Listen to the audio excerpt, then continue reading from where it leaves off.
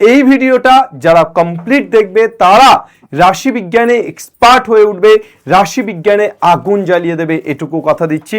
এখান থেকে যে 4 নম্বরের কোশ্চেন তোমাদের থাকে, আই থিঙ্ক আমি যে করাবো তারপরে আর কোনো কিছু আটকাবে না, তাই না? আবহাওয়া দপ্তর থেকে আগামী এক সপ্তাহে উষ্ণতা এত থাকবে, গড় উষ্ণতা এত থাকবে, এই এত থাকবে, ওই এত থাকবে, এগুলো সমস্ত কিছু রাশি বিজ্ঞানের এফেক্ট। তুমি যদি গড়, মধ্যমা এবং সংখ্যা গুণমান খুব ভালো করে যাও তাহলে অবশ্যই তুমি দুটো তো কমন পাবে। এ ভাই, ভোটার হয়েছিস? এই তো হলাম। কত বছর বয়স তোর? 23। 23 বছর বয়স, তুই ভোটার হলি সবে? হ্যাঁ। তোদের পাড়ায় 18 থেকে 25 বছর পর্যন্ত ভোটার সংখ্যা কত? এত ভোটার কি গোনা যায়? গোনা যায় মানে কি করে? তুই কর গুনবি নাকি? অত ভোটার কি হিসেব রাখা যায়? এই তো তার জন্যই তো আছে বাবু রাশি বিজ্ঞান। এটার সাহায্যেই গোনা যায়, এটার সাহায্যেই ভোটার সংখ্যা থেকে শুরু করে নোটের সংখ্যা, অর্থাৎ ভোটের সংখ্যা থেকে শুরু করে নোটের সংখ্যা, লাভ থেকে শুরু করে ক্ষতি, অফিস থেকে শুরু করে আদালত, সমস্ত কিছু, আবহাওয়া থেকে শুরু করে তোমার যাবতীয় যা কিছু আছে সেইগুলোর গণনা করা যায়। অর্থাৎ রাশিবিজ্ঞান এই চ্যাপ্টারটি খুব খুব গুরুত্বপূর্ণ একটা টপিক আমাদের সিলেবাসে।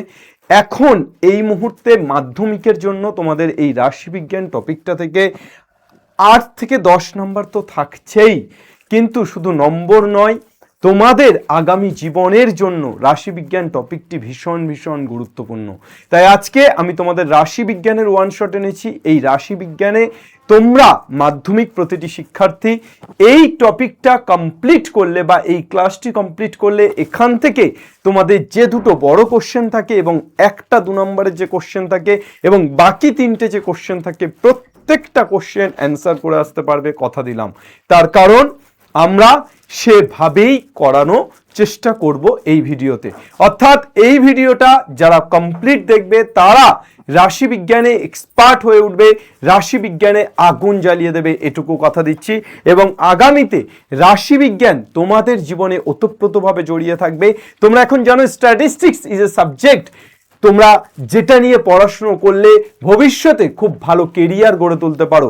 স্ট্যাটিস্টিক্স নিয়ে পড়াশুনো করে অনেক বড় বড় জায়গায় তোমরা চাকরি পেতে পারো, অনেক উপার্জন তোমরা করতে পারো। তাই ম্যাথামেটিক্স এটা যেমন ইম্পর্টেন্ট, ম্যাথামেটিক্স নিয়ে পড়াশুনো করে যেমন অনেক স্ট্যাবলিশ হয়, ঠিক তেমনভাবে ম্যাথামেটিক্সের একটা শাখা স্ট্যাটিস্টিক্স, এটা নিয়েও কিন্তু শুধুমাত্র পড়াশুনো করা যায় এবং খুব ভালো ভালো ছাত্রছাত্রী এটা নিয়ে পড়াশুনো করে। তোমরা একটু জানলে দেখবে আমাদের চ্যানেলেও একটি ভিডিও আছে, মাধ্যমিকে 6th র্যাঙ্ক করেছিল একটি ছেলে, সে পরবর্তীতে স্ট্যাটিস্টিক্স নিয়ে পড়াশুনো করেছে এবং সে এখন বোধহয় শান্তিনিকেতন থেকে এমএসসি করছে স্ট্যাটিস্টিক্সে। আরেকটি ছেলে আমার পরিচিত আছে যে এমএসসি কমপ্লিট করার পর স্ট্যাটিস্টিক্স নিয়ে এখন সে ব্যাঙ্গালোরে একটি ওষুধের কোম্পানিতে চাকরি করছে এবং লাখ লাখ টাকা মাইনে পায়। তাই স্ট্যাটিস্টিক্স কিন্তু আমাদের আগামী জীবনের জন্য ভীষণ গুরুত্বপূর্ণ একটা সাবজেক্ট হতে চলেছে। ওকে, তাহলে আজকে খুব ভালোভাবে আমরা স্ট্যাটিস্টিক্সটাকে বুঝবো। চলো আমরা স্ট্যাটিস্টিক্সে যে বিষয়গুলো আমাদের, যে টপিকগুলো বা যে চ্যাপ্টারগুলো আমাদের আছে সেই চ্যাপ্টারগুলো একবার বলে নিই। গড়, মধ্যমা, ওজাইব, সংখ্যা গুণমান, 4টে চ্যাপ্টার আমাদের মেইনলি আছে, গড়, মধ্যমা, ওজাইব, সংখ্যা গুণমান। তার মধ্যে থেকে আমরা আজকে ওজাইবটা করাবো না, বিকজ এটা গ্রাফ। তো এটা বাদে বাকি যে 3টে আছে, গড়, মধ্যমা এবং সংখ্যা গুণমান, এই 3টে আজকে করাবো। ওজাইবটা পরে কখনো আমরা সময় পেলে করে ফেলবো, ঠিক আছে? প্রত্যেকে শুরু থেকে শেষ পর্যন্ত ক্লাসটি দেখবে। অবশ্যই ক্লাসটি ভালো লাগলে বন্ধুদের সাথে শেয়ার করে নেবে, SOE 910কে সাবস্ক্রাইব করবে এবং তোমাদের জন্য যে ক্লাসগুলো দেওয়া হচ্ছে সেগুলো দেখবে, ঠিক আছে? চল, আর হ্যাঁ, অবশ্যই ক্লাসটি ভালো লাগলে কমেন্ট সেকশনে একটা লাভ অন্তত ছেড়ে যাও। ওকে, রাশি বিজ্ঞান বলতে আমরা কি বুঝি? বেসিক্যালি দেখো, এমপ্লয়মেন্ট ট্রেন্ডস, অর্থাৎ যে কোনো অফিসে আমরা যদি এমপ্লয়মেন্টের কত কি ছাঁটাই হচ্ছে, সারা দেশে কত এমপ্লয়ি ছাঁটাই হচ্ছে, কত এমপ্লয়ি চাকরি পাচ্ছে, তাদের অ্যাভারেজ বেতন কত, এই সমস্ত কিছু কিন্তু স্ট্যাটিস্টিক্সের সাহায্যে আমরা মেজার করতে পারি। এই দেখো, জব লসেস বাই সেক্টর, এটা আমেরিকার একটা স্ট্যাটিস্টিক্স, আমেরিকার একটা এমপ্লয়মেন্ট এর স্ট্যাটিস্টিক্স দিয়েছে। আমি ChatGPT মেরেছিলাম, সেখান থেকেই এই গ্রাফটা বা এই তোমার ছবিটা দিয়েছে। ঠিক একই রকমভাবে তুমি vote, the role of statistics in voter list management, voter list ম্যানেজমেন্টের ক্ষেত্রে যেমন এজ গ্রুপ, আমি যেটা শুরুতেই শুরু করলাম যে 18 থেকে 25 বছরের পর্যন্ত কতগুলো ভোটার, 26 থেকে 35 বছর পর্যন্ত সারা দেশে কতগুলো ভোটার, 36 থেকে 45 বছরের সারা দেশে কতগুলো ভোটার, এরিয়া ওয়াইজ সেগুলোকে ডিভাইড করা, ঠিক আছে, তারপর ভিলেজ ওয়াইজ ডিভাইড করা, ভোটিং হিস্ট্রি দেখা, ঠিক আছে, এই সমস্ত কিছু পাই চার্ট রেডি করা, বার গ্রাফ রেডি করা, এই সমস্ত কিছু কিন্তু কিসের সাহায্য করা হয়? স্ট্যাটিস্টিক্সের সাহায্য করা হয়। ক্লিয়ার? চল, তাহলে স্ট্যাটিস্টিক্সের ব্যবহার কি? দৈনন্দিন জীবনে রাশিবিজ্ঞান তথ্য সংগ্রহ, বিশ্লেষণ, ব্যাখ্যা, উপস্থাপনার মাধ্যমে বিভিন্ন ক্ষেত্রে সিদ্ধান্ত নিতে সাহায্য করে। যেমন শিক্ষার্থীর অগ্রগতি মাপা, যে শিক্ষার্থীর আপস ডাউন, গ্রাফটা আপস হচ্ছে না গ্রাফটা ডাউন হচ্ছে, অর্থাৎ শিক্ষার্থী দিনের পর দিন ভালো পড়াশোনা করছে না খারাপ করছে। স্বাস্থ্য, রোগের প্রাদুর্ভাব বোঝা। ব্যবসা, বাজারের গবেষণা করা। অর্থনীতি, অর্থনৈতিক প্রবণতা বোঝা। আবহাওয়ার পূর্বাভাস, যে আগামী এক সপ্তাহের আবহাওয়া দেয় না আবহাওয়া দপ্তর থেকে, আগামী এক সপ্তাহে উষ্ণতা এত থাকবে, গড় উষ্ণতা এত থাকবে, এই এত থাকবে, ওই এত থাকবে, এগুলো সমস্ত কিছু রাশি বিজ্ঞানের এফেক্ট। অর্থাৎ আবহাওয়া দপ্তরে যারা কাজ করে তারা কিন্তু অনেকেই রাশি বিজ্ঞান নিয়ে পড়াশুনো করে ওখানে পৌঁছেছে। এবং সরকারের যে নীতি নির্ধারণ, যা আমাদের জীবনকে সহজ ও তথ্যভিত্তিক করে তোলে। তাছাড়া এই ভোটার লিস্ট, এই সব কিছুই কি? রাশি বিজ্ঞান। ওকে, চল, তাহলে আমাদের জীবনের একটা বড় অংশ জুড়ে কিন্তু রাশিবিজ্ঞান আছে, আমাদের দৈনন্দিন জীবনের একটা বড় অংশ জুড়ে রাশিবিজ্ঞান। মধ্যগামিতার মাপক বলতে কি বুঝি? মধ্যগামিতার মাপক বলতে আমরা যেটা বুঝি সেটা হচ্ছে মেইনলি আমরা এটা বলতে বুঝবো গড়। ওকে, মধ্যগামিতার মাপক বলতে আমরা মেইনলি কি বুঝবো? মধ্যগামিতার মাপক বলতে আমরা মেইনলি বুঝবো গড়।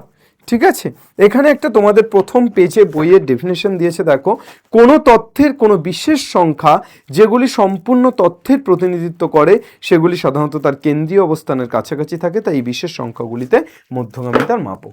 অর্থাৎ কেন্দ্রীয় অবস্থানের কাছাকাছি যে সংখ্যাটা থাকে, যেটা কমপ্লিট ওই পুরো যে তথ্যটা তার গড় হিসাবে বা তার কেন্দ্রীয় প্রবণতা হিসাবে নির্বাচিত হয়, তাকেই আমরা মধ্যগামিতার মাপক বলে থাকি। এবার এই মধ্যগামিতার মাপক মেইনলি যেটা আমাদের হচ্ছে সেটা হচ্ছে কপ্রকার, 3-4 প্রকার মধ্যগামিতার মাপক। আমরা 4 ভাবে মধ্যগামিতা মাপতে পারি। তার মধ্যে এক হচ্ছে গড় বা মিন, এটা যৌগিক গড়। এবার এর অনেকগুলো ভাগ আছে, মিনের অনেকগুলো ভাগ আছে। অর্থাৎ গড়ের মধ্যে আমরা প্রথমে পড়ব একেবারে প্রত্যক্ষ গড় পদ্ধতি, তারপর পড়ব বিচ্যুতি পদ্ধতি, তারপর পড়ব ক্রমবিচ্যুতি পদ্ধতি। ঠিক আছে, তো প্রত্যেকটা পদ্ধতি আলাদা আলাদাভাবে পড়ব। মধ্যমা বা মিডিয়ান, এটা একটাই, জাস্ট মিডিয়ান বের করা আমরা শিখবো। ওজাইবটা আজকে আমরা করছি না, সংখ্যাগুরুমান অর্থাৎ মোট, এই তিনটের সাহায্যেই মধ্যগামিতা পরিমাপ আমরা আজকে শিখব। ওকে, চল। এবং এখান থেকে যে 4 নম্বরের কোশ্চেন তোমাদের থাকে, আই থিঙ্ক আমি যে করাবো তারপরে আর কোনো কিছু আটকাবে না। অর্থাৎ তারপরে তুমি এখান থেকে দিক, গড় থেকে দিক, মধ্যমা থেকে দিক, সংখ্যাগুরুমান থেকে দিক। দেখো, গড়, মধ্যমা, সংখ্যাগুরুমান এখান থেকে দুটো দেবে, আর একটা দেবে ওজাইব থেকে হয়তো দিতে পারে, তাহলে টোটাল 3টে থাকবে, তোমার দুটো করতে হবে। তো তুমি যদি গড়, মধ্যমা এবং সংখ্যাগুরুমান খুব ভালো করে যাও তাহলে অবশ্যই তুমি দুটো তো কমন পাবে। এবার ওজাইব এখানে কিছুই নেই, শুধু গ্রাফিক্যাল প্রেজেন্টেশন, সেটা গ্রাফ হলে খুব ভালোভাবে বোঝানো যেত। আজকে আমি বোঝাচ্ছি না, কিন্তু পরে কোনো ক্লাসে বুঝিয়ে দেব। কিন্তু এই 3টে তোমরা খুব ভালো করে নাও। চলো, এক্সারসাইজ 26.1-এ প্রথমে আসবো গড় নির্ণয়। গড় নির্ণয়ের বেশ কয়েকগুলো ভাগ আছে।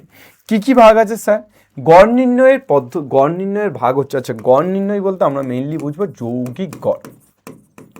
যৌগিক গড়, এখানে একটা চিহ্ন ডিফাইন করা হয়, ধরো x1, x2, x3 ...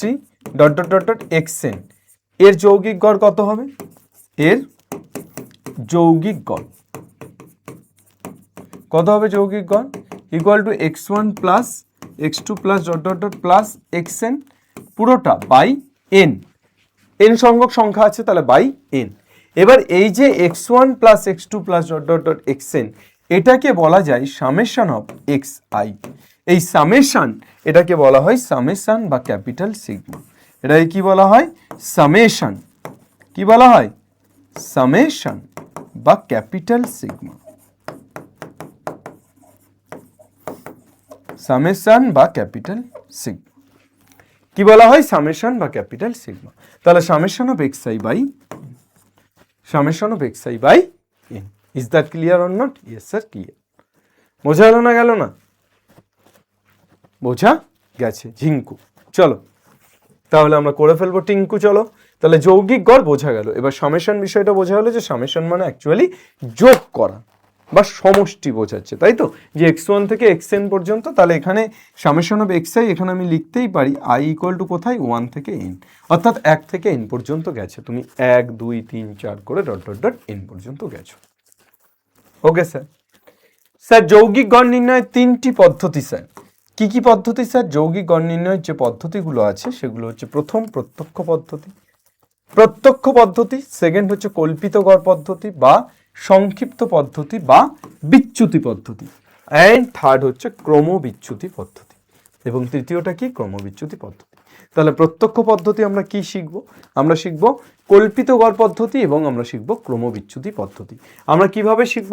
সবচেয়ে ভালো আমরা একটা অঙ্ক দিয়ে শিখি। চল, শ্রেণী সীমানা আমরা হেডিং করে ফেলি।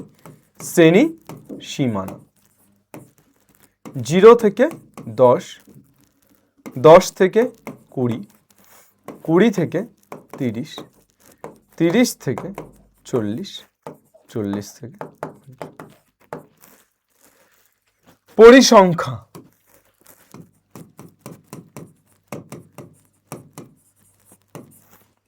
পরিসংখ্যা কি আছে? 4 6 10 6 4। শ্রেণী সীমানা, পরিসংখ্যা অ্যান্ড লাস্ট কি আছে? এখান থেকে আমরা বের করব শ্রেণী মধ্যক। কি বের করব? শ্রেণী মধ্যক। শ্রেণী সীমানা, পরিসংখ্যা এবং শ্রেণী, এরপর বের করব শ্রেণী মধ্যক। এই যে পরিসংখ্যা এটাকে বলা হয় এফআই। কি বলা হয়? এফআই। শ্রেণী মধ্যককে বলা হবে এক্সআই। তাহলে এর পরের পয়েন্টটা কি হবে? XI FI. এর পরের পয়েন্টটা কি হবে? এর পরের কলমটা হবে এক্সআই এফআই। চলো তাহলে এটা পেয়ে গেলাম শ্রেণী মধ্যক। শ্রেণী মধ্যকের মধ্যে 0 থেকে 10, তাহলে 0 প্লাস 10/2 তার মানে হচ্ছে 10/2 মানে হচ্ছে 5। 10 প্লাস 20/2 অর্থাৎ 30/2 মানে হচ্ছে 15। 20 প্লাস 30/2 মানে 50/2 তার মানে হচ্ছে 25। 30 প্লাস 40 মানে 70/2, 70/2 মানে হচ্ছে 35। 40 প্লাস 50 90/2, 90/2 মানে হচ্ছে 45। চলতে চলতে মেরা এ গীত ইয়াদ রাখনা। চলো নেক্সট আমরা যেটা করব সেটা হচ্ছে এক্সআই এফআই। তাহলে এক্সআই এফআইটা কি হবে? 5 4 20, 4 5 20, 6 15 90, 25 10 250, 35 আর 6 5 6 30 0, হাতে থাকে 3, 3 6 18 আর 3 21, 45 আর 4 4 5 20 0, হাতে থাকে 2, 4 4 16 আর 2 18।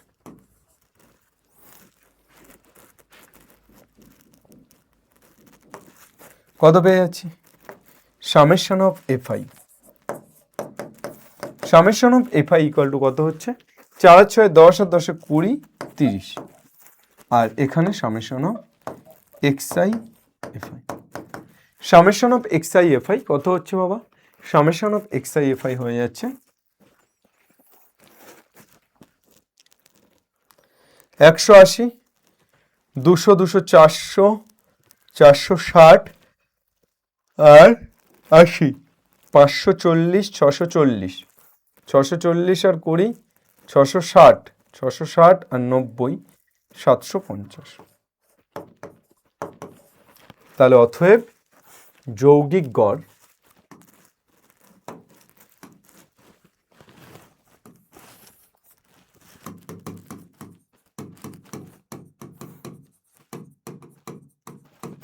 এক্স বার ইকুয়াল টু কত? Summation of FI XI by summation of FI. তাহলে সামেশন অফ এফআই এক্সআই কত পেয়েছি? 750। সামেশন অফ এফআই কত পেয়েছি? 30। 0 0 কাটছে, 3 দুগানে 6, 1 15, 3 5 15, কত পেলাম? 25। তাহলে প্রত্যক্ষ পদ্ধতিতে রাশিতত্ত্বের গড় আমরা কত পেয়ে গেলাম? 25 পেয়ে গেলাম। কত দাগ? 7 দাগের 1। দেখে নাও 7 দাগের 1-এর অ্যান্সারটা 25 আছে কিনা। 26.1-এর 7-এর দাগের প্রথম প্রশ্ন। এক্সারসাইজ 26.1-এর 7-এর দাগের 1, 25। ঠিক আছে, তাহলে প্রত্যক্ষ পদ্ধতিতে গড় নির্ণয় করার আমাদের কি করতে হবে? প্রথম আমার শ্রেণীর সীমানা দেওয়া থাকবে। যদি শ্রেণীর সীমা দেওয়া থাকে তাহলে তাকে কিন্তু সীমানাতে আনতে হবে। যদি তোমার এখানে 0 থেকে 9, 10 থেকে 20 থাকতো, তাহলে এই 9 আর 10-এর মাঝখানের গ্যাপটাকে পূরণ করতে হতো। গ্যাপটা কত? 1। তাহলে 1কে 2 দিয়ে ভাগ করতে হতো, তাহলে হাফ। তাহলে 0.5 যোগ 0.5 বিয়োগ, মানে ঊর্ধ্ব শ্রেণী সীমানার সাথে 0.5 যোগ, নিম্ন শ্রেণী সীমানা থেকে 0.5 বিয়োগ। এটা যদি আমাদের শ্রেণী সীমা থাকে, এখানে শ্রেণী সীমানা আছে, অসুবিধা নেই। তাহলে 0 থেকে 10, 10 থেকে 20, 20 থেকে 30, 30 থেকে 40, 40 থেকে 50 পরিসংখ্যা দেওয়া আছে। আমি কি করলাম? শ্রেণী মধ্যক বের করলাম, অর্থাৎ নিম্ন শ্রেণী সীমানা প্লাস উচ্চ শ্রেণী সীমানা। শ্রেণী মধ্যক কিভাবে বের করে? নিম্ন প্লাস উচ্চ বাই 2। তাহলে 0 plus 10 by 2 5, 10 plus 20 by 2 15, 20 plus 30 by 2 25, 30 plus 40 by 2 35, 40 plus 50 by 2 90 by 2 কত? 45। বাকি হয়ে গেল। এক্সআই এফআইটা কি হবে? এক্সআই এফআইটা কি হবে? এক্সআই আর এফআই গুণ করতে হবে ডাইরেক্ট। এবার যদি এই গুণটা কঠিন হয়ে যায়, আরো বড় বড় সংখ্যা থাকে, তাহলে তো এটা চাপের। তখন আমরা কি করব? আমরা একটু ছোট করে নেব। তো এই ছোট করার প্রথম যে পদ্ধতি সেটা হচ্ছে প্রত্যক্ষ পদ্ধতির পরে প্রথম যে পদ্ধতি সেটা হচ্ছে কল্পিত গড় বা সংক্ষিপ্ত বা বিচ্যুতি। সংক্ষিপ্ত করার জন্যই যে পদ্ধতিটা আসে সেটাই সংক্ষিপ্ত পদ্ধতি। কি হবে স্যার?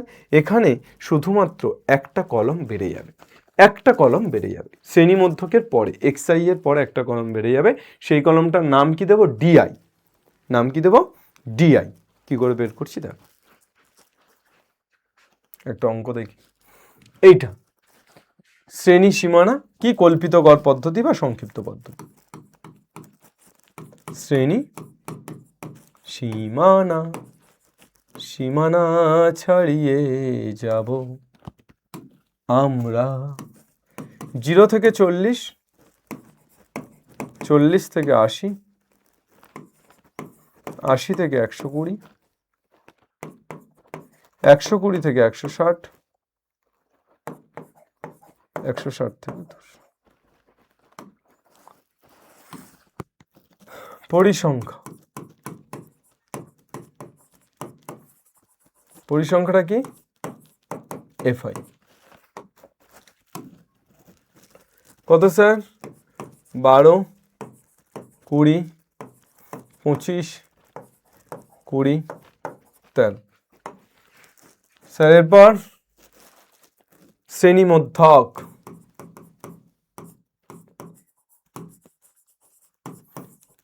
এক্সআই। স্যার এক্সআইটা কত? 0 plus 40 by 2 20, 40 plus 80 120 by 2 60, 80 plus 120 200 by 2 100, 120 plus 160 তাহলে 280 বাই 2 140, আর 200 প্লাস 160 300 180। স্যার আমি একটা কাজ করবো, এবার শ্রেণী মধ্যক পেলাম, এরপর একটা কলম এক্সট্রা করতে হবে, কলমটা ডিআই। কলমটা কি? ডিআই। স্যার এই ডিআই ইকুয়াল টু কি? DI equal to XI minus A. Sir এটা কি? এটা হলো এদের মাঝখানে যে অবস্থিত। দেখ অযুগ্ম আছে 1 2 3 4 5, তাহলে মাঝখানে কে আছে? 100 আছে। খুব সহজে বলা যায়। স্যার যদি যুগ্ম থাকতো তাহলে মাঝখান বলা যেত না। তাহলে যুগ্ম থাকলে তো মাঝখানে দুটো থাকতো, তার মধ্যে প্রথমটাকে সবসময় আমরা ধরে নেব। মানে তুই ধর 180 পদ যদি এখানে 200 থাকতো, তাহলে আমার মাঝখানে কে আছে? 100ও থাকতো, আবার 140ও থাকতো, 100ও থাকতো, আবার 140ও থাকতো, তাই তো? তোর যদি যুগ্ম হতো তাহলে সেক্ষেত্রে আমি প্রথমটাকেই ধরে নিতাম। ঠিক আছে, তাহলে যুগ্ম থাকলে আমরা প্রথমটাকেই ধরে নেব, আর অযুগ্ম থাকলে তো আমাদের কোনো ব্যাপারই নেই, তাই না? অযুগ্ম থাকলে আমাদের কোনো ব্যাপারই নেই। তাহলে কি পেয়ে যাচ্ছি? এক্সআই মাইনাসে, মানে এক্সআই মাইনাস 100। তাহলে 20 মাইনাস 100 কত হচ্ছে? মাইনাস 80। 60 মাইনাস 100 কত হচ্ছে? মাইনাস 40। 100 minus 100 0, 140 minus 100 40, 180 minus 100 80। এবার আমরা বের করব এফআইডিআই। কি বের করব? এফআইডিআই। তাহলে এফআইডিআই কত পাবো? মাইনাস 80 ইন্টু 12, তাহলে 8 12 96, 960, 40 ইন্টু 20, 4 দুগুণে 8, 800, 0, 40 ইন্টু 20, 800, 80 ইন্টু 13, 80 ইন্টু 13 মানে কত হয়ে যাচ্ছে? 8 13 3 8 24, 4 হাতে থেকে 2, 8 কে 8 আর 2 10, 104,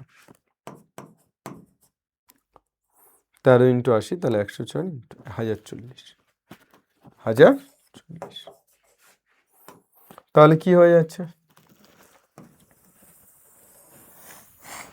সামেশন অফ এফআই, আর এখান থেকে কি পাবো? Summation of FI DI. Summation of FI কত পাচ্ছি? 12 আর 20 32, 20 20 40, 40 50 60 65, আর 12 আর 13 হচ্ছে 25, তাহলে 70 80 90, সামেশন অফ এফআই 90। এখানে কত হচ্ছে? 800 800 কেটে যাচ্ছে, 1040 থেকে 960 বাদ দিচ্ছি, তাহলে 1040 থেকে 960 বাদ দিলে 80, তাহলে সামেশন অফ এফআই ডিআই কত পেয়ে যাচ্ছি? 80, আর সামেশন অফ এফআই 90। তাহলে অতএব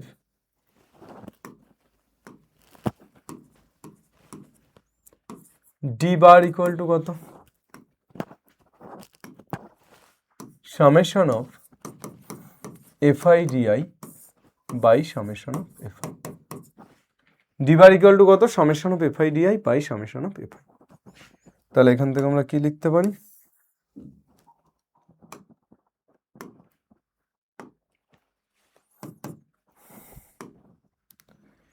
সামেশন অফ এফআই ডিআই মানে 80/90, দ্যাট মিনস 8/9, এটা ডি বার। তাহলে অতএব এক্স বার যৌগিক গড় এক্স বার ইকুয়াল টু আমরা কত লিখতে পারি? আমরা অ্যাকচুয়ালি কি বিয়োগ করেছিলাম? এ বিয়োগ করেছিলাম, তাহলে এক্স বার ইকুয়াল টু আমরা জাস্ট এটা যোগ করে দেবো, অর্থাৎ এ প্লাস ডি বার। তাহলে এ কত? 100 প্লাস ডি বার কত? 8/9, 900 প্লাস 8, 908/9, কত হয়ে যাচ্ছে? 908/9 মানে 10,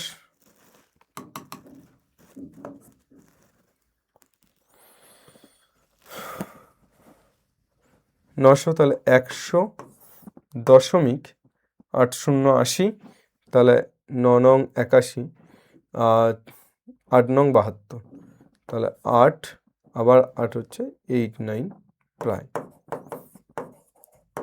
ঠিক আছে? 100.89 প্রায়, 8-এর দাগের র্যাকেট।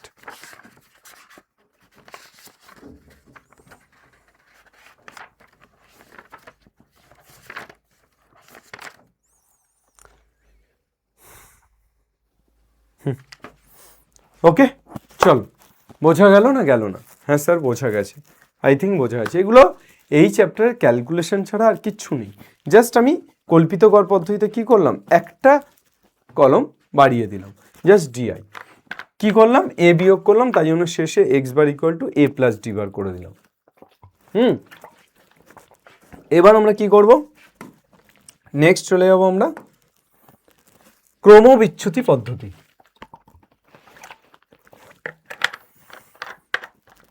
ক্রমবিচ্যুতি পদ্ধতি কারে কইবি? ক্রমবিচ্যুতি পদ্ধতি শোন, শ্রেণী সীমানা,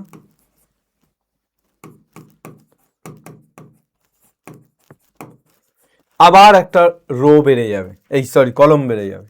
শ্রেণী সীমানাটা কত আছে? তাহলে আরেকটা কলম বেড়ে যাবে যখন আরেকটু এপার থেকে শুরু করি নাকি? শ্রেণী সীমানা কত আছে? 0 থেকে 30, 30 থেকে 60, 60 থেকে 90, 90 থেকে 120, 120 থেকে 150। পরিসংখ্যা এফআই কত দেওয়া আছে? 12, 15, 20, 25, 8, এটা পরিসংখ্যা। তারপর কি করব, শ্রেণী সীমানা পরিসংখ্যা হলো শ্রেণী মধ্যক বের করব, তাই তো? শ্রেণী মধ্যক, শ্রেণী মধ্যক মিনস xi। তাহলে 0 থেকে 30-এর মধ্যে কি আছে? 30/2 মানে 15। 30 থেকে 60-এর মধ্যে 30 আর 60 90/2, 90/2 মানে 45। 60 আর 90 কত হচ্ছে? 150/2, 150/2 মানে হয়ে যাচ্ছে 75। 120 আর 90 210, 210/2 মানে হয়ে যাচ্ছে 105। 120 আর 150 270, 270/2 মানে 135। স্যার কাকে ধরবো স্যার? এটাকে এ ধরে নিচ্ছি, ছোট হাতের এ বা ক্যাপিটাল এ বা স্মল এ যা খুশি ধরতে পারিস। তাহলে 1 2 3 4 5, তাহলে মাঝখানটাকে এ ধরছি। তাহলে ডিআই ইকুয়াল টু কত? xi মাইনাস এ। তাহলে ডিআই ইকুয়াল টু যদি xi মাইনাস এ হয়, তাহলে 15 মাইনাস 75 মানে মাইনাস 60, 45 মাইনাস 75 মাইনাস 30, 0। 105 থেকে 75 বাদ দিলে 30, আর 135 থেকে 75 বাদ দিলে 60। ওকে স্যার, তাহলে এরপর একটা নতুন টার্ম আসবে ইউআই। এটা কি পদ্ধতি? ক্রমবিচ্যুতি বা কল্পিত গড় পদ্ধতির পরেরটা তোর হচ্ছে ক্রমবিচ্যুতি পদ্ধতি। বিচ্যুতি পদ্ধতি আগেরটা ছিল, এটা ক্রমবিচ্যুতি। তাহলে ইউআই ইকুয়াল টু কি হবে? xi minus A by h. Sir এইচটা কি? এইচটা হচ্ছে এই ব্যবধান 0 থেকে 30 কত ব্যবধান? 30। 30 থেকে 60 কত ব্যবধান? 30। 60 থেকে 90 কত ব্যবধান? 30। 90 থেকে 120 কত ব্যবধান? 30। তাহলে কি হয়ে যাবে? 30 করে ব্যবধান হচ্ছে। তাহলে xi minus A by H, অর্থাৎ মাইনাস 60/30, তার মানে মাইনাস 2, মাইনাস 30/30 মাইনাস 1, 0/30 মানে 0, 30/30 মানে 1, 60/30 মানে 2। এবার কি করব আমরা? এর পরের টার্মটা হবে UIFI। এর পরের টার্মটা কি হবে? এর পরের টার্মটা হবে, পরের কলমটা হবে UIFI।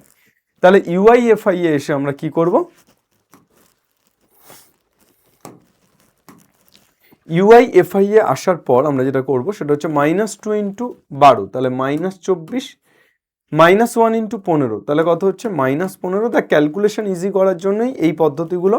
তুই এটাকে চাইলে প্রত্যক্ষ পদ্ধতিতেও করতে পারিস, কিন্তু ক্যালকুলেশন ইজি করার জন্য এই পদ্ধতিটা অ্যাপ্লাই করা হচ্ছে। 25 ইন্টু 1 মানে 25, আর 2 ইন্টু 8 মানে 16। Okay sir? ওকে, তাহলে কত পেয়ে গেলাম স্যার? আমরা এখান থেকে xi সামেশন অফ fi বের করব। তাহলে সামেশন অফ fi কত পেলাম? 12 আর 15 27, 27 আর 8, 27 আর 8 কত হচ্ছে? 30 আর 5 35, 35 40 50 60 আর 20 80। এখানে কত? সামেশন অফ UIFI, তাহলে সামেশন অফ UIFI কত হয়ে যাচ্ছে? 25 থেকে 24 বাদ দিচ্ছি, তাহলে 1, আর 16 থেকে 15 বাদ দিচ্ছি, তাহলে 1, তাহলে পড়ে থাকছে 2। সামেশন অফ UIFI হয়ে গেল 2। তাহলে সামেশন অফ UIFI 2, আর এখানে হচ্ছে 80। তাহলে তুই কত পেয়ে যাচ্ছিস? অতএব U bar equal to summation of UIFI by summation of FI। তাহলে 2/80, দ্যাট মিনস 1/40। তাহলে অতএব এক্স বার ইকুয়াল টু কত হবে? A plus h into u bar. Why not sir? Sir আমি কি করেছিলাম? এ বিয়োগ করেছিলাম তাই এ যোগ করলাম, আর এইচ ভাগ করেছিলাম তাই এইচ গুণ করলাম। তাহলে এ প্লাস এইচ ইউ বার। এ মানে কত স্যার? 75। তাহলে 75 প্লাস এইচ মানে কত? 30 ইন্টু 1/40, 0 0 কাটছে, 75 প্লাস 3/4। স্যার কত হয়ে যাচ্ছে? 4 5 20, 0 হাতে থাকে 2, 4 7 28 আর 2 30, 300 প্লাস 3/4, 303/4, 4 7 4 6 24, 4 7 28, তাহলে 28 2 23, 4 5 20, তাহলে কত হয়ে যাচ্ছে? 0.30, 4 7 28, আবার 2 20, 4 5 20। ওকে, 75.75। ওকে, চলো তাহলে আমি 3টে পদ্ধতিতেই গড় নির্ণয় শিখলাম। কি কি পদ্ধতি? প্রথমে প্রত্যক্ষ পদ্ধতি, দ্বিতীয় হচ্ছে কল্পিত গড়, আর তৃতীয় হচ্ছে ক্রমবিচ্যুতি বা কল্পিত গড়, সেটাকে বিচ্যুতি বলতে পারি, আর লাস্ট হচ্ছে ক্রমবিচ্যুতি। তাহলে আমি x i f i by x i f i করলাম, summation of x i f i by f i, summation of d i f i by f i, summation of u i f i by f i, ঠিক আছে? এবং তিনটে ক্ষেত্রেই এক্স বার বের করা আমরা শিখে নিলাম। Yes or no sir? Yes sir. চলুন স্যার, নেক্সট কোথায় যাব? মধ্যমা নির্ণয়। আচ্ছা, আমরা কখন মধ্যমা নির্ণয় শিখব? আমাদের যখনই এই যে গড় নির্ণয়, এই যে তোমার ক্রমবিচ্যুতি পদ্ধতি বা বিচ্যুতি পদ্ধতি, এইটা অ্যাপ্লাই হচ্ছে না, তখন আমরা মধ্যমা নির্ণয়, এটাকে অর্থাৎ মিডিয়ান বের করে আমরা গড় নির্ণয় করা শিখব। স্যার, মিডিয়ান বের করে গড় নির্ণয় করা আমরা কখন শিখব? মনে রাখবি যে আমরা যদি দেখি যে কোনো তথ্যের যে যৌগিক গড়টা আমরা পাচ্ছি, কোনো তথ্যের যে যৌগিক গড়টা পাচ্ছি সেটা মধ্যিখানের অর্থাৎ কেন্দ্রের যে মানটা আছে তার সাথে দূর দূর পর্যন্ত কোনো সম্পর্ক নেই, তখন কিন্তু যৌগিক গড় বের করলাম, সেটার সাথে কেন্দ্রীয় প্রবণতার কোনো সম্পর্ক পাচ্ছি না, তখন কিন্তু আমরা চলে আসবো মধ্যমাতে, অর্থাৎ তখন আমরা মধ্যমা নির্ণয়ের সাহায্যে করব। তবে এত কিছু তোদের এত ডিফিকাল্টভাবে মনে রাখার কোনো প্রয়োজন নেই, তোদেরকে ডাইরেক্ট প্রশ্নে বলে দেবে যে মধ্যমা নির্ণয় করো, তখনই তুই মধ্যমার সাহায্য করবি, ঠিক আছে? মানে তোকে বলে দেবে যৌগিক গড় পদ্ধতিতে করো বা মধ্যমা নির্ণয় পদ্ধতিতে করো, এটা বলে দেবে, ডাইরেক্ট কোশ্চেনে তোর বলা থাকবে। চলে এসো তাহলে মধ্যমা নির্ণয়। আমরা প্রথমে মধ্যমা বলতে কি বুঝবো? মধ্যমা বলতে আমরা বুঝবো যে মানের ঊর্ধ্বক্রম বা অধক্রমে যদি সাজানো যায়, মানের ঊর্ধ্বক্রম বা অধক্রম, ঊর্ধ্বক্রম বা অধক্রম, আমরা মানের ঊর্ধ্বক্রমেও যদি সাজাই বা মানের অধক্রমেও যদি সাজাই পরপর পরপর, তাহলে তার মাঝখানে যে থাকে তাকে আমরা মধ্যমা বলি। ধর 7 9 3 8 5 2 র্যান্ডমলি লিখেছি। এবার এটাকে যদি আমি মানের ঊর্ধ্বক্রমে সাজাই তাহলে কি হবে? 2 3 5 7 8 9, এইটা হবে। আর মানের অধক্রমে সাজালে 9 8 7 5 3 দুটোই। তাহলে এই মানের ঊর্ধ্বক্রম বা অধক্রমে সাজালে কটা সংখ্যা আছে? 1 2 3 4 5 6, ছটা সংখ্যা আছে। ধর আর একটা দিয়ে দিচ্ছি, ধর 13টা সামনে হবে। ওকে, তাহলে আমরা কটা সংখ্যা? 1 2 3 4 5 6 7, 1 2 3 4 5 6 7, তাহলে মিডিলে কে আছে? মধ্যমাকে। মিডিলে কে আছে? আমি কত পাচ্ছি? 1 2 3 4 5 6 7, তাহলে এই 4 নম্বরটা মিডিলে আছে। সেমভাবে এখানে 13 9 8 7। দেখ, মানে ঊর্ধ্বক্রমে সাজাস বা অধক্রমে, ঊর্ধ্বক্রমে সাজাস বা অধক্রমে সাজাস, তোর মধ্যমা কত পেলি? 7। এটা অযুগ্মের ক্ষেত্রে। কিন্তু স্যার যুগ্মের ক্ষেত্রে কি হতো বলছি। তাহলে অযুগ্মের ক্ষেত্রে কি হলো? টোটাল কতগুলো নাম্বার আছে? টোটাল কতগুলো নাম্বার আছে স্যার? 7টা নাম্বার আছে। তাহলে টোটাল 7টা নাম্বার আছে, তাহলে যুগ্ম হলে কি হচ্ছে? n+1/2 তম পদ। দেখ, 7টা টোটাল নাম্বার আছে, 7+1/2 তম পদ। তাহলে 7+1/2 তম মানে 8/2 তম, 8/2 তম মানে 4 তম, 8/2 তম মানে কত? 4 তম। তাহলে 8/2 মানে 4 তম, তাহলে 4 তম পদ কি? 1 2 3 4। Okay, yes or no sir? Yes sir. Clear না ক্লিয়ার নয় স্যার? Clear sir. বোঝা গেছে না যায়নি স্যার? ক্লিয়ারলি বোঝা গেছে। ওকে, চল। তাহলে n অযুগ্ম হলে এটা n+1/2 তম পদ, আর n যদি যুগ্ম হয়, ধর n যদি যুগ্ম হতো, ধর এই 13টা নেই, তাহলে 13টা না থাকলে কি হতো? 7 9 3 8 5 2, 7 9 3 8 5 2। তাহলে এটাকে সাজিয়ে লিখলে 2 3 5 7 8 9। তাহলে এর মধ্যমা কি হতো? এর মধ্যমা হতো n/2 তম পদ,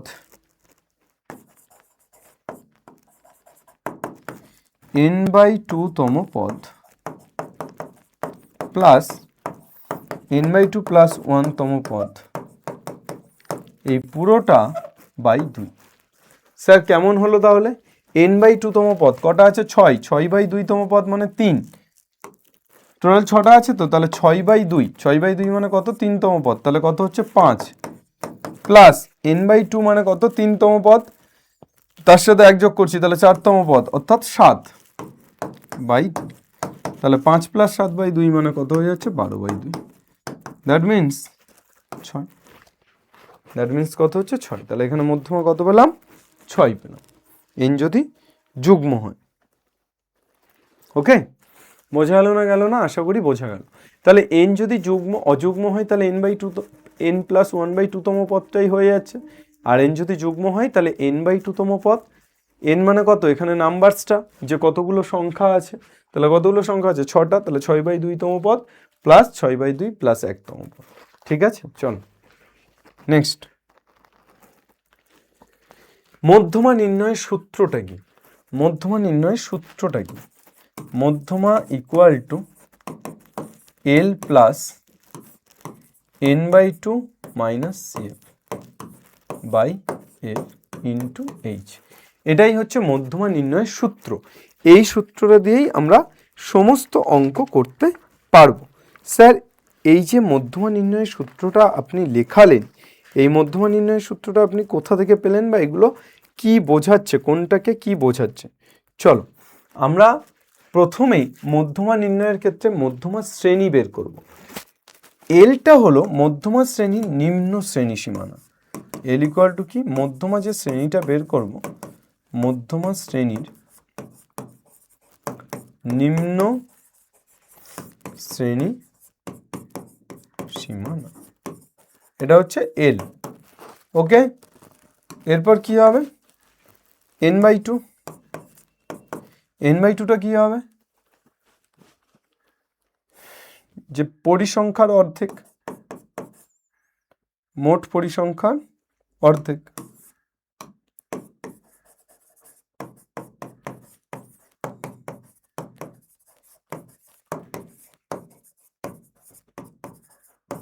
তারপর CF, মধ্যমা শ্রেণীর ঠিক আগের শ্রেণীর ক্রমযৌগিক পরিসংখ্যা, মধ্যমা শ্রেণীর ঠিক আগের শ্রেণীর ক্রমযৌগিক পরিসংখ্যা। এফটা কি, মধ্যমা শ্রেণীর পরিসংখ্যা, এটা কি মধ্যমা শ্রেণীর পরিসংখ্যা এফ। এইচটা কি স্যার, শ্রেণী দৈর্ঘ্য, এইচটা কি, শ্রেণী দৈর্ঘ্য। ওকে, এইচ হয়ে গেল শ্রেণী দৈর্ঘ্য। চলে এসো, শ্রেণী সীমানা কত দেওয়া আছে,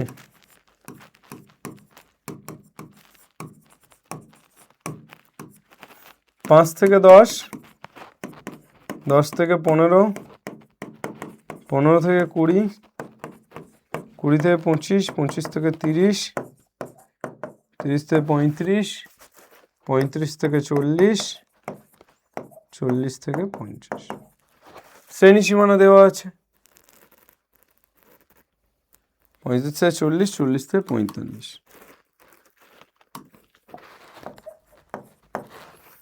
এবার পরিসংখ্যা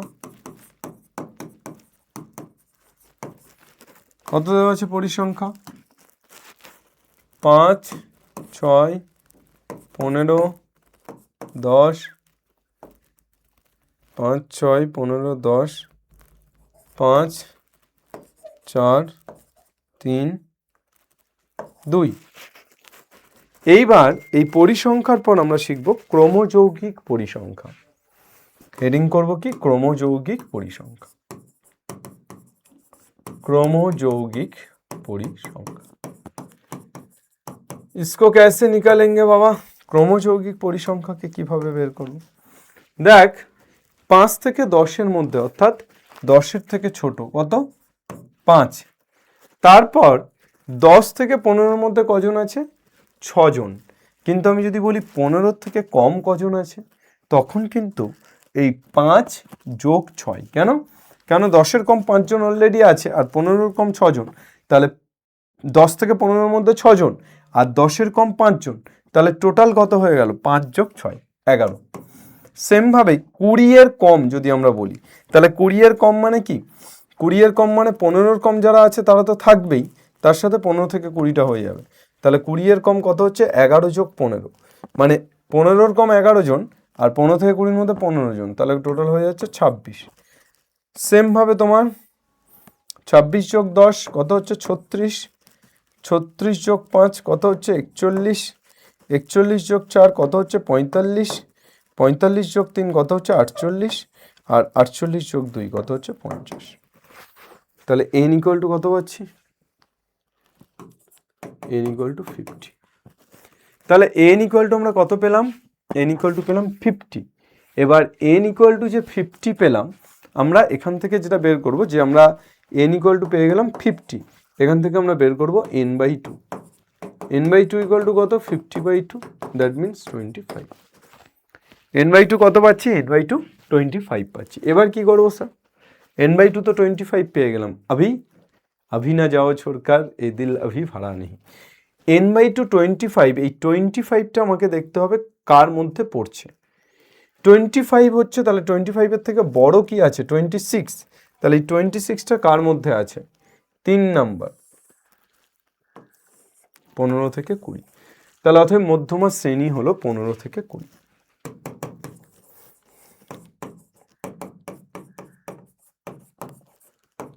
মধ্যমা শ্রেণীটা কি? 15 থেকে 20। তাহলে অতএব L ইকুয়াল টু 15, CF কত? মধ্যমা শ্রেণীর ঠিক আগের শ্রেণীর ক্রমযৌগিক পরিসংখ্যা অর্থাৎ 11, F কত? মধ্যমা শ্রেণীর পরিসংখ্যা, সেটা কত দেওয়া আছে? 15, n/2 তো 25 পেয়েই গেছি, আর H কত? শ্রেণী দৈর্ঘ্য 5 থেকে 10, তার মানে 5। তাহলে অর্থাৎ মধ্যমা ইকুয়াল টু আমরা কত পেয়ে যাচ্ছি? 15 প্লাস n/2 মানে 25 minus CF by F into H, H মানে 5।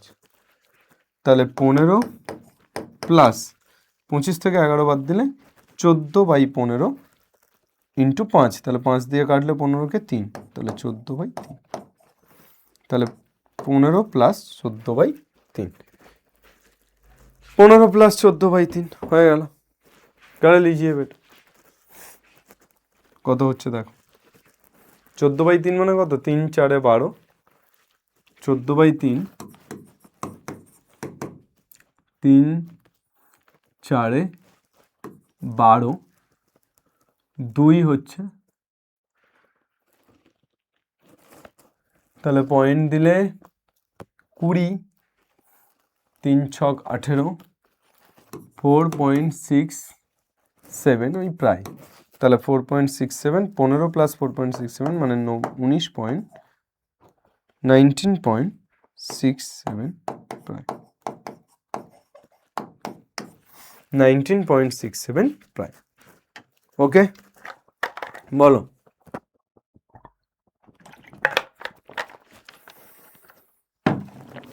আহ 26.2 চ্যাপ্টারের এটা কত দাগের অঙ্ক? 26.2 চ্যাপ্টারের এটা 5 থেকে 10 11 দাগের প্রবলেম। 26.2 চ্যাপ্টার 11 দাগের প্রবলেম, 19.67 প্রায়। বোঝা গেছে? জাস্ট আমাকে বুঝতে হবে প্রথমে মধ্যম এনটা বের করতে হবে পরিসংখ্যা, n/2 করব, তাহলে n/2 যেটা পাবো তার থেকে ঠিক পরে, মানে কত পেয়েছি? 25, তাহলে তার ঠিক পরে মানে 25 বা 25-এর পরে কে আছে? 26 তুলে নিলাম। ওকে, 25-এর আগে কিন্তু হবে না, পরে হবে, পরেরটাই, ঠিক পরেরটাই। ঠিক আছে, বোঝা গেল? তাহলে এই শ্রেণীটা মধ্যমা শ্রেণী। এবার বাকি তো আমি L কোনটা, CF কোনটা, F কোনটা সেটা তো আগেই জেনে গেছি। একদম অ্যাজ সিম্পল অ্যাজ দ্যাট, এইভাবে করলেই তোর হয়ে যাবে। এখানে তেমন কিছু কঠিন অঙ্ক নেই, শুধু 14-15টা একটু তোরা ভালো করে দেখিস। এই দেখ 13টা আছে, 13টা যেটা করেছে, 13টা হচ্ছে তোদের 51 থেকে 60, তারপর 61 থেকে 70, তারপর আবার 71 থেকে 80। এটা কি দিয়েছে? শ্রেণী সীমা। তাহলে এদের মাঝখানের গ্যাপ কত? 1, তাহলে 1কে 2 দিয়ে ভাগ করতে বললাম, তাহলে 0.5, 0.5 দিয়ে বিয়োগ নিচেরটা, উপরেরটা যোগ। তাহলে 51 থেকে 0.5 বিয়োগ করলে 50.5, এখানে হচ্ছে 60.5, এখানে কত হচ্ছে 60.5, 70.5, 70.5, 80.5, এইভাবে মোটামুটি শ্রেণী সীমানাতে এনে করতে হবে। ঠিক আছে, চল সংখ্যাগুরু মান। স্যার সংখ্যাগুরু মান বের করাটা কি? মনে রাখবি যে পরিসংখ্যা যেটা সবচেয়ে বেশি হবে সেটাই, সেই শ্রেণীটাই সংখ্যাগুরু মান সম্বলিত শ্রেণী। ধর আমি যদি লিখি, এমনি যদি আমি লিখি 2, 5, 2, 3, 7, 5, 2, 8, যদি বলে সংখ্যাগুরু মান কত, সবচেয়ে বেশিবার কে আছে? 1, 2, 3, 2 কবার আছে? 3 বার। তাহলে সংখ্যাগুরু মান কত? সংখ্যাগুরু মান হবে 2। সংখ্যাগুরু মান কত হবে? 2। 5 দুবার, 3 একবার, 8 একবার, তাহলে 2 সবচেয়ে বেশিবার আছে, তাহলে 2টাই সংখ্যাগুরু মান। এইটা মোটামুটি আমাদের মনে রাখতে হবে যে সংখ্যাগুরু মানের এই হচ্ছে একটা বেসিক কনসেপ্ট। এইবার সংখ্যাগুরু মান সম্বলিত শ্রেণীর আমরা সূত্রটা দেখে নেব। এটা হচ্ছে সংখ্যাগুরু মানের বেসিক কনসেপ্ট। ধর 3, 7, 3, 8, 9, 8, তাহলে এখানে সংখ্যাগুরু মান কি? 3ও সংখ্যাগুরু মান, কেননা 3 দুবার আছে, আবার 8ও সংখ্যাগুরু মান, 8 দুবার আছে। এবার এখানে যদি তুই আরেকটা 3 লিখে দিতিস তাহলে 3 সংখ্যাগুরু মান হয়ে যেত, কেননা 3 3বার আছে, তখন বেড়ে গেল। বোঝা গেল? এবার স্যার তাহলে যদি এই 3টা না লিখি তাহলে কতগুলো সংখ্যাগুরু মান? সংখ্যাগুরু মান কিন্তু এখানে দুটো, 3ও হবে, 8ও হবে। তাহলে তোর যদি বলে যে সংখ্যাগুরু মান কি সবসময় একটাই হতে হবে, এরকম কোনো বাধ্যবাধকতা আছে? উত্তর হচ্ছে না স্যার, সংখ্যাগুরু মান 1 বা 1-এর অধিক হতে পারে। ওকে, চল সংখ্যাগুরু মানের সূত্র। What is the formula of সংখ্যাগুরু মান?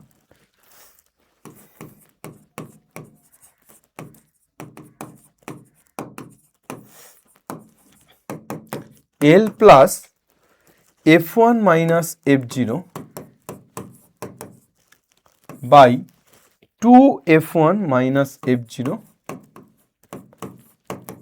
মাইনাস f2 ইন্টু কত? h। L plus f1 minus f0 by 2f1 minus f0 minus f2 by into h। এখানে কাকে কি বলবো? L হচ্ছে নিম্ন সংখ্যাগুরু মান সম্বলিত শ্রেণীর নিম্ন শ্রেণীর সীমানা, কিন্তু হ্যাঁ শ্রেণীর সীমানা, সীমা নয়, সীমানা। সীমা হলে কি হতো? তাহলে ওই গ্যাপটা থেকে যেত, তাই না? এই যে গ্যাপটা দেখাচ্ছিলাম তোকে, এটা সীমা, কিন্তু এটা সীমা না। ওকে, f1 কত? সংখ্যাগুরু মান সম্বলিত শ্রেণীর পরিসংখ্যা। f1টা কত? সংখ্যাগুরু মান সম্বলিত শ্রেণীর পরিসংখ্যা। f0 সংখ্যাগুরু মান সম্বলিত শ্রেণীর ঠিক 0 আছে, তাহলে ঠিক আগের শ্রেণীর পরিসংখ্যা। সংখ্যাগুরু মান সম্বলিত শ্রেণীর ঠিক আগের শ্রেণীর পরিসংখ্যা। আর f2 কত? সংখ্যাগুরু মান সম্বলিত শ্রেণী ঠিক পরের শ্রেণীর পরিসংখ্যা।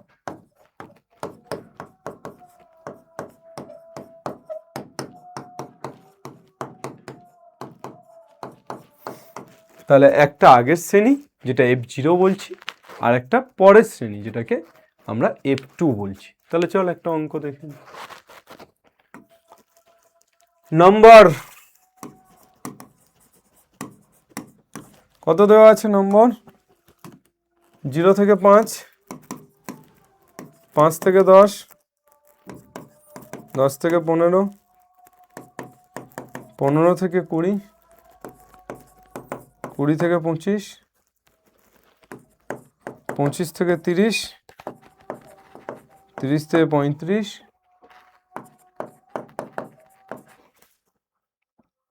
35 থেকে 40। ছাত্রছাত্রীর সংখ্যা বা পরিসংখ্যা কত দেওয়া আছে? পরিসংখ্যা 2, 6, 10, 16, 22, 11, 8, 5।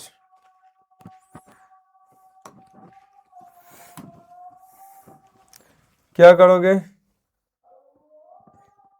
আমরা সবচেয়ে বেশি কোনটা আছে? পরিসংখ্যা সবচেয়ে বেশি কোনটা আছে? 2, 6, 10, 16, 22, 11, 22। 22-এর 20 থেকে 25। তাহলে আমাদের শ্রেণী সংখ্যাগুরু মান সম্বলিত শ্রেণীর পরিসংখ্যা কত? F1 হচ্ছে 22, F0 কত দেওয়া আছে? F0 তাহলে তার আগেরটা 16, F2 কত দেওয়া আছে? তার পরেরটা 11, আর L কত দেওয়া আছে? 20। কেন? এই যে শ্রেণীর নিম্ন শ্রেণী সীমানা 20। তাহলে সংখ্যাগুরু মান কত হবে? সংখ্যাগুরু মান কত হবে? সংখ্যাগুরু মান 20 প্লাস